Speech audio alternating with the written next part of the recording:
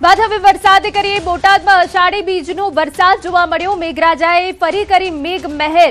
વાવણી બાદ પાક માટે અમૃત વર્ષા સમાન હોય છે આ વરસાદ। તો આજે વરસાદ વરસી રહ્યો છે તે વાવણી માટે ખૂબ ફાયદાકારક હોય છે।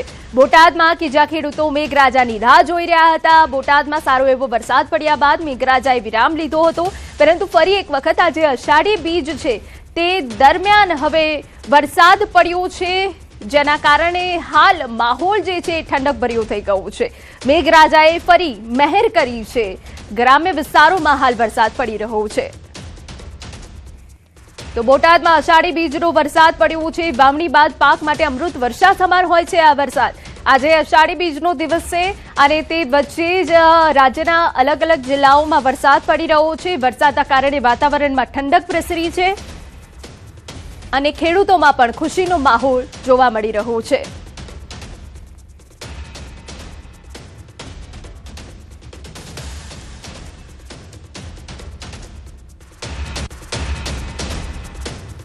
કચ્છના ચોબારી આસપાસ સારો વરસાદ પડ્યો।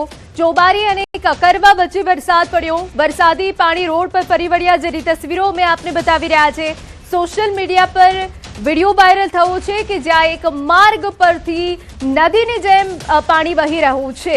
આપને જણાવી દઈએ કે કચ્છના ચોબારી આસપાસ સારો વરસાદ પડ્યો છે અને સારા વરસાદ પડવાના કારણે રોડ પર પાણી ફરી વળ્યા છે।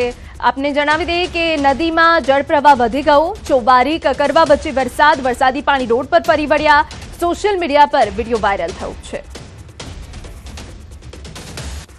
તો લાંબા સમયથી રાહ જોઈ રહ્યા હતા ખેડૂતો અને તે વચ્ચે જ આ વિડીયો સામે આવ્યો છે। કચ્છ જિલ્લામાં પણ મેઘમહેર થઈ છે।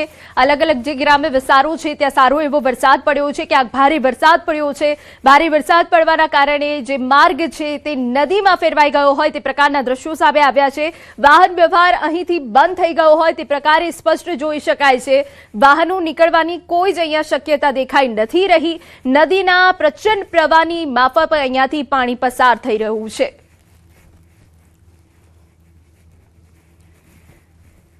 તો રાજ્યમાં અષાઢી બીજના દિવસે મેઘમહેર જોવા મળી રહી છે। તે વચ્ચે કચ્છના જે ગ્રામ્ય વિસ્તારો છે ત્યાં પણ સારો એવો વરસાદ જોવા મળ્યો છે। સૌરાષ્ટ્રમાં આજે ઘણા ભાગોમાં વરસાદ પડ્યો છે અને હજુ પણ આગાહી વ્યક્ત કરવામાં આવી છે કે વરસાદ